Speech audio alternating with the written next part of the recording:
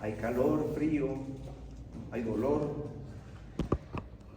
Esta explicación, así sencilla, burda, traumática, digamos, del tema neurológico, que ustedes lo ven, lo van a ver con más comodidad en neurología, también se traduce en, o sea, explica por lo menos la existencia de trastornos mentales cuyo origen, cuyo síntoma es netamente físico, el principal, dolor, secundariamente parestesias, parálisis, mayor sensibilidad, es decir, calor, aumento de la temperatura, disminución, fríos, etc., ¿no? Incluso disminución de la motricidad, afectación de la motricidad, sin una lesión central real. Entonces estoy hablando de un capítulo que el cerebro entonces tiene la capacidad de crear síntomas del cuerpo. ¿Cómo se dice el cuerpo en terminología, en embrio, en embriología, en histología? Llévanlo. ¿Qué otra palabra se utiliza en histología, en embriología para decir cuerpo? Soma, ¿no? ¿Y no han escuchado eso de estás somatizando? Sí. ¿Lo han escuchado antes? Ya. Somatizar, mucha gente puede confundir el hecho de que cuando se dice estás somatizando con lo estás inventando. ¿Ya? Ambas cosas no tienen ningún... se contradicen en realidad, porque si nosotros empezamos a decir que la persona, por los síntomas que vienen a nuestra consulta, especialmente dolor, y cuando no encontramos una lesión aparente, por ejemplo, me duele el brazo, doctor, pero vemos, revisamos, no ha habido lesión traumática, no ha habido un golpe, caída, nada. No tiene antecedentes de una artritis reumatoidea, no es la articulación, no es una artritis, o sea, un dolor articular que cumpla los criterios, ni siquiera laboratoriales para una artritis reumatoidea, ni lupus, ni nada que explique eso. O sea, hay pruebas de laboratorio, médicas, examen físico, toda la batería, ¿no? Desde la anamnesis y la historia clínica para comprobar que esa lesión es real. Más bien descartamos que hay una lesión física, no hay inflamación, no hay cambio de color, aumento de volumen, nada. Pero la paciente refiere dolor. Entonces, habrá que hacer la descripción si es un dolor real, porque hay alodinia, por ejemplo, cuando le tocas retira el miembro, o sea, hay síntomas que nos dicen que hay percepción dolorosa a nivel central y hay una historia del dolor además, ¿no? Entonces nosotros podemos decir recién que está somatizando, ¿ya? Esas somatizaciones se describen en la psiquiatría como trastornos, ¿ya? Se llaman trastornos somatomorfos, o sea que tienen la forma de síntomas del cuerpo, dolores, parestesias y otros síntomas adicionales. Por ejemplo, en el sistema digestivo, ¿qué otros síntomas podrá haber? Todos los síntomas que ustedes puedan tener, desde dolor tipo cólico, dolor urente, dolor punzante, lancinante, todo lo que han visto en semiología, pero sin una demostración de una lesión real, sin la presencia de gastritis, de estreñimiento, de cólico, de bloqueo de la vía biliar, nada. O sea, hay una demostración que no habiendo lesión orgánica hay una percepción de molestias digestivas, puede ser respiratorias, en cualquier sistema, no solamente doloroso. Lo principal es el dolor. Entonces, este grupo de trastornos que atendemos los psiquiatras se les llama trastornos somatomorfos. De estos trastornos somatomorfos hay 4, ya, los principales, y voy a desarrollar ahora, vamos a ver en las diapositivas algunos datos epidemiológicos, algunos datos importantes.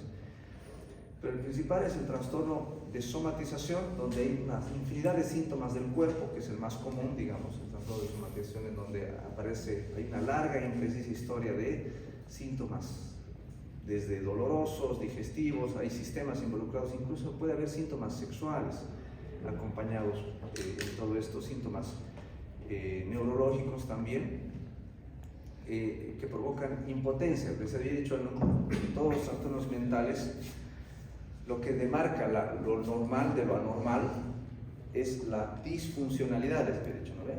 Entonces, que aparezcan estos síntomas en una persona neurótica, no estoy hablando del contexto psicótico, ¿ya? Son personas neuróticas que generalmente más prevalentes por si acaso mujeres, que empiezan alrededor de los 30 o 40 años a presentar una serie de síntomas inespecíficos. La inespecificidad es una clave en el diagnóstico de estos trastornos por somatización, que no cumplen los criterios de lo que ustedes clásicamente han llevado en semiología para dolor cólico, para todos los tipos de dolor tipo apendicular, no cumplen, ¿ya? Entonces hay una larga y precisa historia de búsqueda de ayuda del paciente, y es un paciente que va y busca y toca las puertas de un montón de médicos especialistas, y a ustedes les va a tocar atender pacientes que no logran encontrar el origen de su dolencia, pero al no encontrarla va a ir a otro. Entonces genera también una alta demanda de atención. De hecho, gran parte de lo que son las filas, ustedes ven en los seguros, ¿no ven? Lleno de pacientes que se están haciendo atender por un montón de cosas. Gran parte de esos pacientes en realidad cumplen criterios para trastornos somatomórficos. Uno de ellos, les decía, el más común, el trastorno de somatización, el que les he hablado, que tiene varios síntomas en varios sistemas del cuerpo y el dolor es el principal. Existen otros trastornos, por ejemplo, hoy día atendí una paciente con hipocondriasis. Ese es otro segundo tipo de trastorno somatomorfo que se refiere a la posibilidad de creer tener una enfermedad desde el inconsciente, donde la explicación, por más que le expliques con uno y le muestres la prueba de laboratorio que no tiene VIH, que no tiene anemia, que no tiene esto y lo otro, igual la persona va a persistir en la idea de que tiene. No es un delirio, obviamente corresponde al grupo de neurosis, pero estas personas hipocondríacas generan la idea persistente de que tienen una enfermedad y generalmente recrudecen. Por ejemplo, esta paciente que yo atendí es una paciente de 25 años, se dedicó al modelaje, un tiempo estaban casados, no podían con su pareja tener hijos, pero durante la pandemia se le murió el gatito, fue el detonante. El gatito saltó del cuarto piso, murió instantáneamente, pero a partir de ahí ella empezó a generar una serie de síntomas de tipo ansiosos y la trataron como una ansiedad. Pero en mi consultorio lo que yo vi, principalmente el temor. Ella aseguraba en ese momento que tenía COVID, aunque no había pruebas, aunque le habían hecho ya la prueba y salió negativo, y ella seguía persistiendo en la idea que tenía COVID, estábamos saliendo de la pandemia, ¿ya? Y recién, igual eran síntomas que puede ser que tenga una enfermedad grave, no podía dormir. Ahora resulta que está embarazada y el síntoma actual que tiene esta paciente es porque le mordió su gatito. Le mordió su gatito y según ella no encontraba su tarjetita de que había sido vacunada contra la rabia y persistía ella en la idea de que tenía, adivinen qué, rabia. Estando embarazada eso se incrementó y empezó a generar una idea hipocondríaca de que tiene la rabia y tenía los dolores, la rigidez de nuca, una especie de meningitis, digamos, ¿no?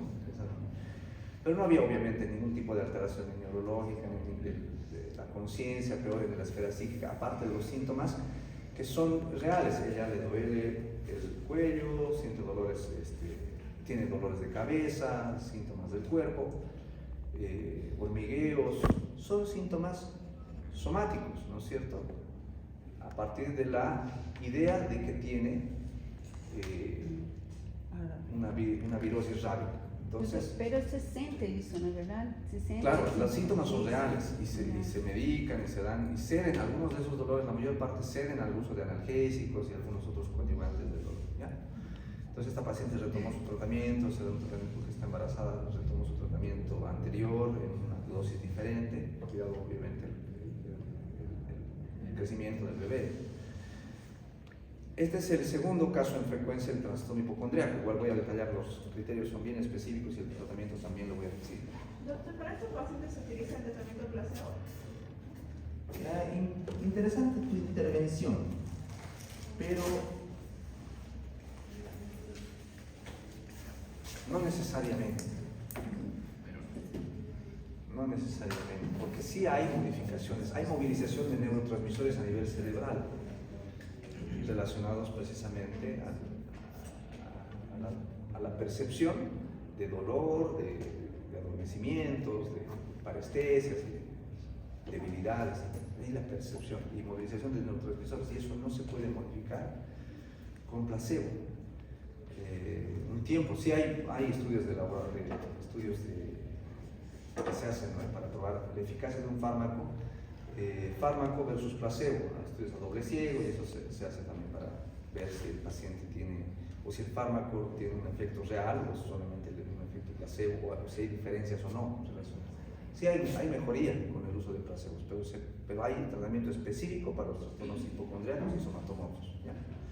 Es el pensamiento incesante, es un pensamiento recurrente relacionado a la posibilidad de tener una enfermedad. Eso es la hipocondriasis. Y generalmente se usan algunos fármacos que ayudan a y coadyuvan al control del pensamiento, las ideas, ¿ya? Las ideas recurrentes. Antipsicóticos, pero no cualquier antipsicótico ni en la dosis que se usan para la psicosis. ¿Ya? Luego está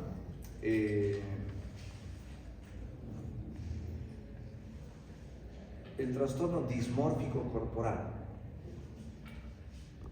La percepción de que una parte del cuerpo ha cambiado o no es de la forma que quisiera la persona. Realmente los dismorfismos son también síntomas de personas que tienen percepción anormal del peso, eso es muy común, pero no significa que tengan un trastorno como tal, porque el trastorno le lleva a la persona a tener problemas en su vida diaria. Es decir, por ejemplo, es una persona que cree que tiene alguna malformación y se inyecta silicona o productos, no sé si han visto ahí cirugías que han sido muy malas, son personas que se han inyectado, se inyectan de forma compulsiva productos incluso que no están autorizados por la medicina, ¿no? Y se deforman el rostro y llegan a... Hay una percepción de un defecto que en realidad no existe, ¿ya?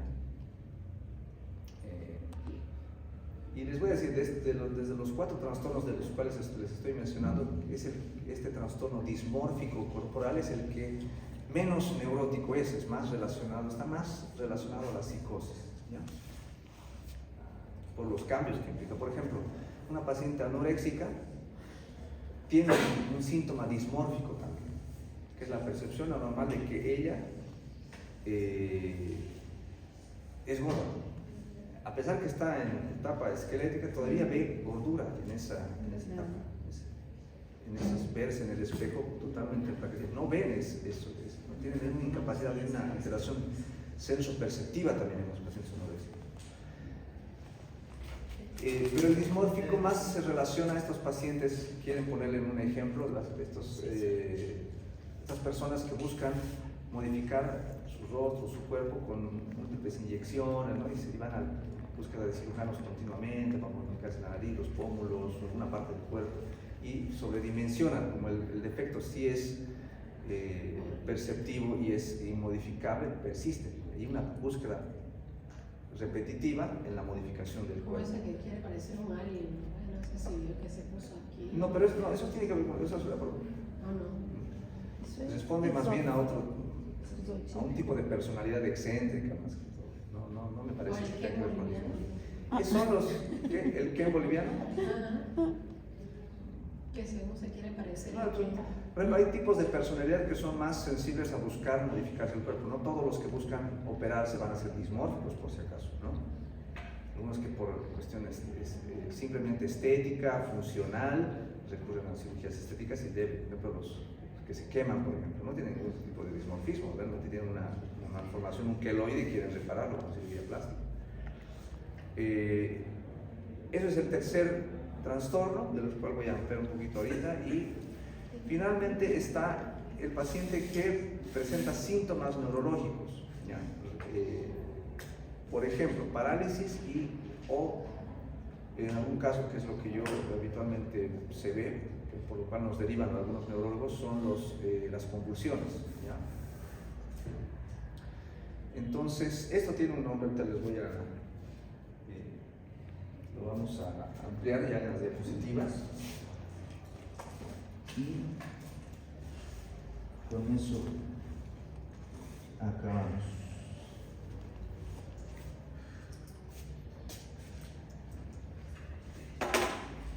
¿Qué otro personaje conocen que se opera, que va? Hay uno que se tatúa hasta los ojos, no sé si lo... Hay otros que se tatúan, pero eso es más, como te digo. Ay, no. Por ejemplo, el que se tatúa tiene algún dimorfismo, no, en realidad es una búsqueda por un tipo de personalidad, tiene que ver con el afecto a la autolesión, ¿ya?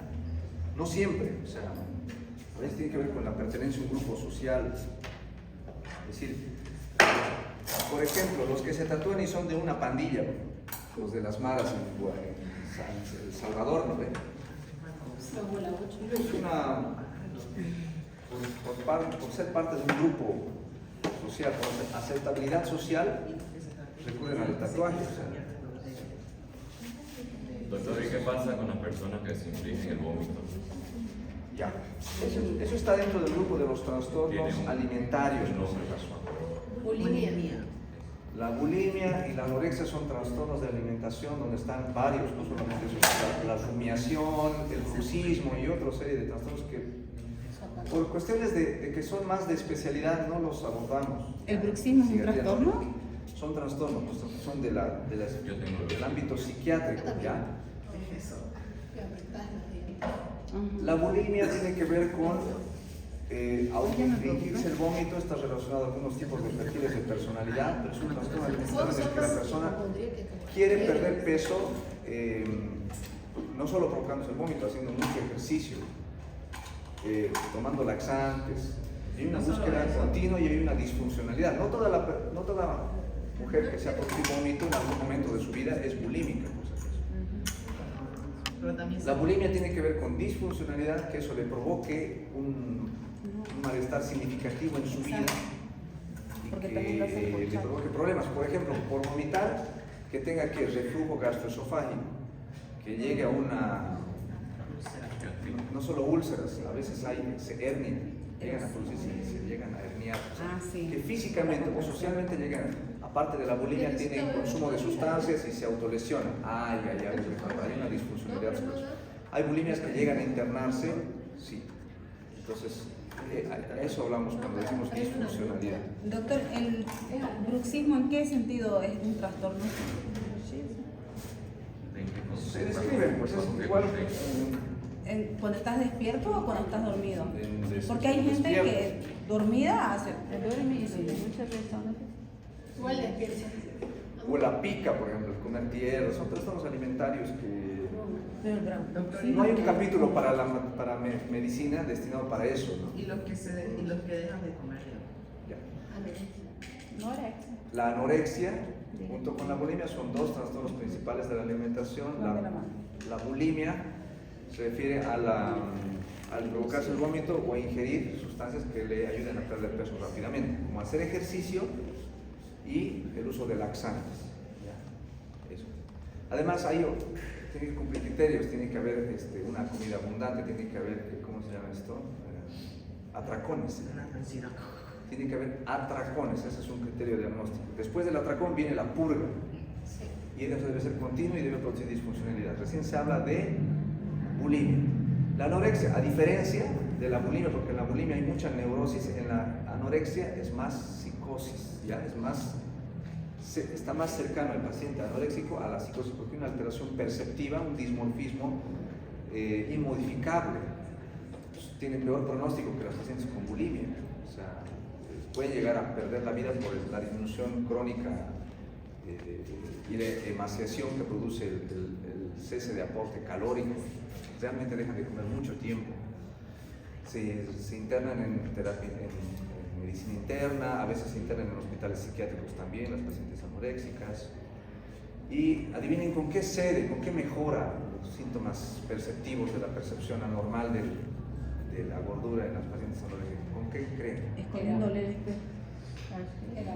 No, si les estoy diciendo que no es del lado neurótico, es del lado psicótico. ¿Con qué mejora? Con antipsicóticos. Y aún así incluso tienen un pronóstico a largo plazo. Por eso Que se bebe magro. el índice de recurrencia de episodios en la anorexia que bajan de peso es muy alto y el pronóstico de vida tampoco es muy alentador. Bueno, pero no estamos hablando de eso, estamos hablando de somatización, ¿ya? No nos desviemos. La somatización en pacientes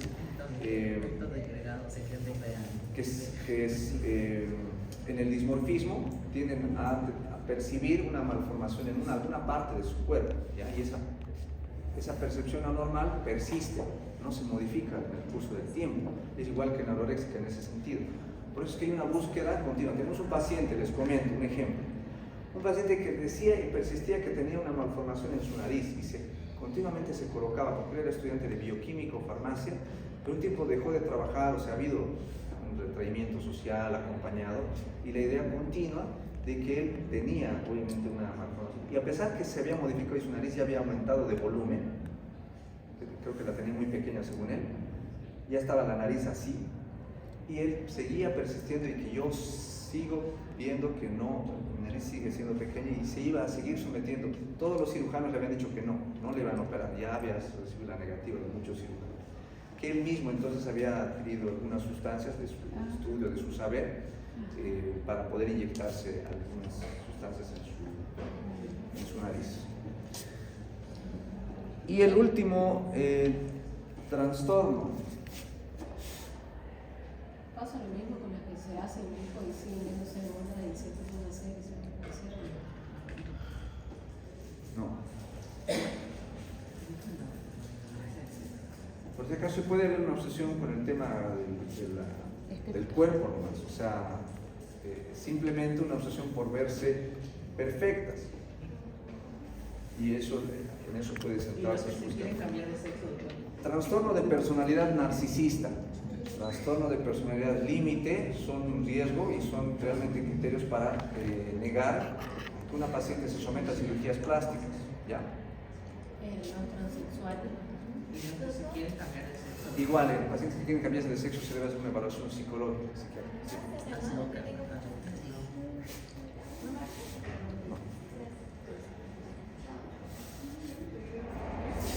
¿Verdad? Y entonces ahora se está actualizando su punto. Va a demorar Sí. un tiempo. Mientras tanto, entonces voy a hablarles sobre el tratamiento, ¿ya? Falta uno, iba a decir uno ahorita. Digo 3 nomás. Sí. 4, trastorno de somatización, hipocondriasis, dismorfia corporal y síntomas neurológicos. Ahorita les digo el otro.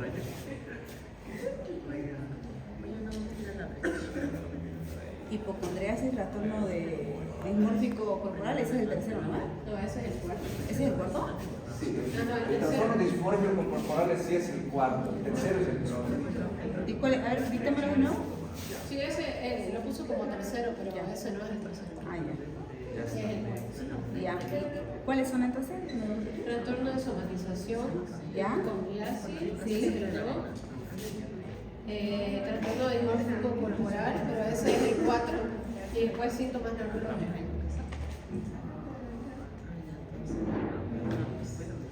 Permiso. Ahí la selección. Vas a ir a la iglesia.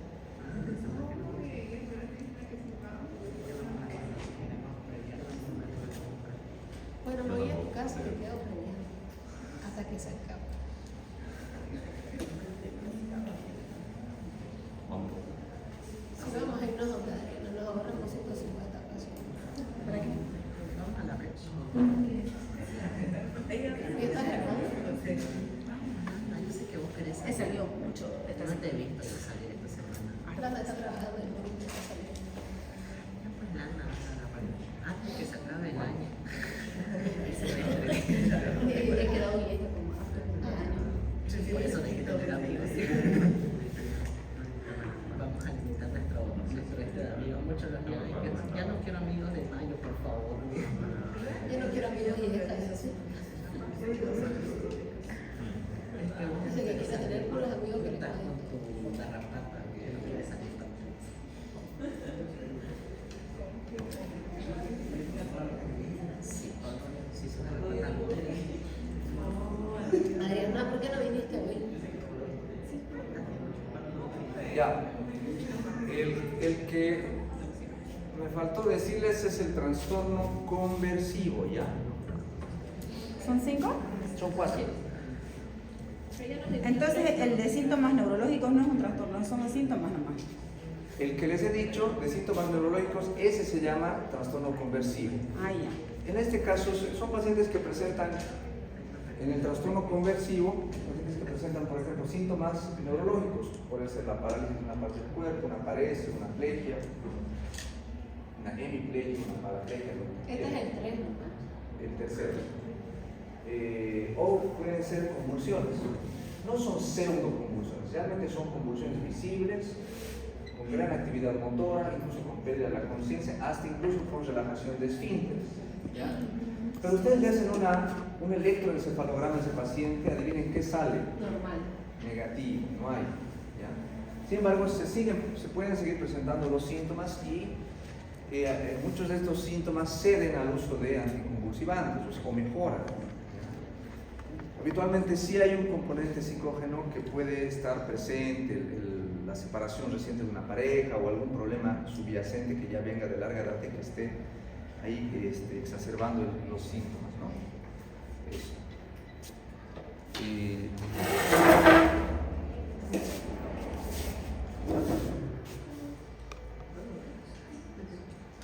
Perdón, ¿tú eres de qué grupo? ¿De cuál? ¿Tú eres del grupo A? Todavía no ha empezado la clase, todavía estamos en el grupo D. Ahorita van a entrar. Sí, sí. Recién va a empezar. Ya.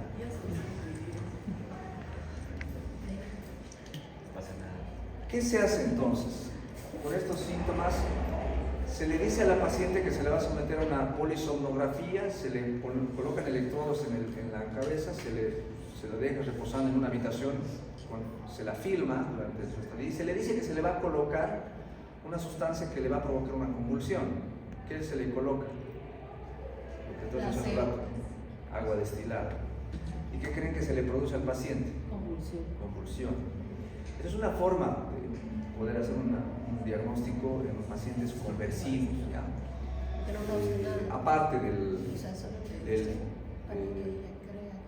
de al hacerle los estudios, se le va a hacer un electroencefalograma, se le tiene que hacer una tomografía, se le puede hacer, en un caso extremo por tema protocolar, hacer incluso una punción lumbar para verificar si existe algún síntoma radicular o central que pueda producir alguna sintomatología de la esfera neurológica que esté presentando el paciente.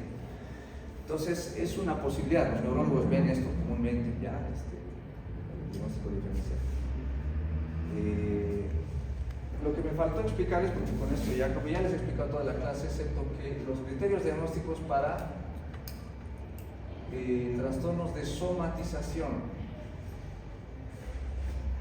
les he dicho que es el más común, ¿ven?